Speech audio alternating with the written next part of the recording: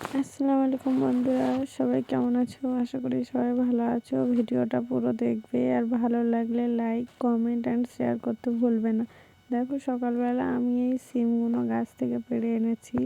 সিমগুলো আমি ভর্তা করব। দেখো প্রথমে ডালাই করে তেল নিয়েছিলাম, তারপর কম মনে হলো তো দেখো এবারে তেল দেবো বেশি করে। আমি গাছে যে কটা সিম ছিল পেড়ে নিয়েছি, এগুলো হলো সাদা কালার সিম। এই দেখো পেঁয়াজ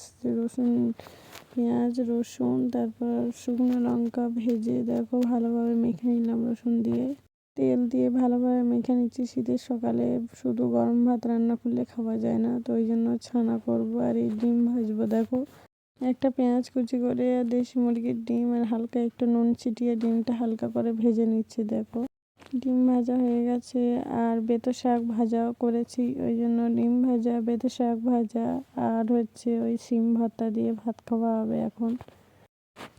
দেখো ডিমগুলো হালকা হালকা ভেজে নিয়েছি। এই যে সিম ভর্তা আর এটা হচ্ছে মাঠের বেতো শাক তুলে এনেছিলাম, সেটা ভাজা করেছি। দেখো ভাত বেড়েছি, 3 জনা খাবো, জমে যাবে খাওয়া।